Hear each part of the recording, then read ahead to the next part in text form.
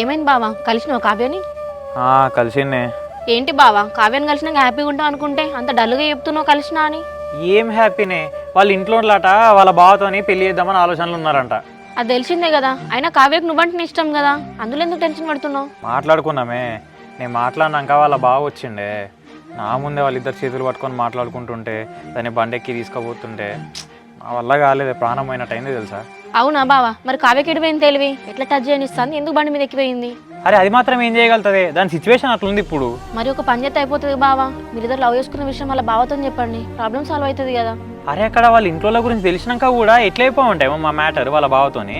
ఇంత భయపడే అమ్మాయి నిన్ను పెళ్లి చేసుకుంటే ఎట్లా అనుకుంటున్నావు బావా? వాళ్ళ బావని చేసుకుంటే ఏం చేస్తావు నువ్వు? లేదే, మేము ఈ విషయం మీద ఆల్రెడీ మాట్లాడుకున్నామే. ఇన్ఫ్యాక్ట్ నాకంటే అదే ఎక్కువ బాధపడుతుంది, కానీ నన్నే పెళ్లి చేసుకుంటాను మాట కూడా ఇచ్చింది.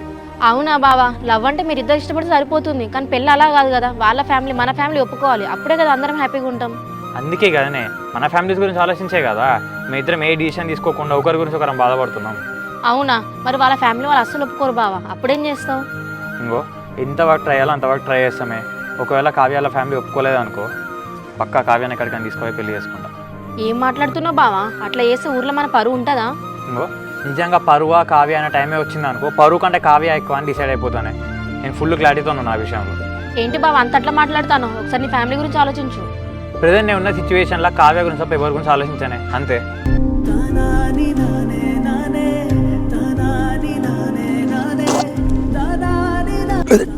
నా చెల్లెని ఇంత గారంగా పెంచిన దాన్ని అది ఇట్లా చెప్తాను అస్సలు అనుకోలేదు. ఇప్పుడు ఇది మనం లవ్ చేసిన విషయం మా బాగా చెప్తే ఎట్లా అర్థం చేసుకున్నాడేమో నాకు అర్థం కావట్లేదు. ఈ చేతం ఎత్తుకొని పెంచిన కదా చెల్లె, నేను నన్ను ఎట్లా మోసం చేయాలనిపించింది నీకు? అరే కార్తీక, అమాయకురానే నా చెల్లెని బుట్టలేసినావు గారా, నేను చంపనైనా చంపుతాగా నా చెల్లెని మాత్రం అసలు నీకు దక్కనేరా.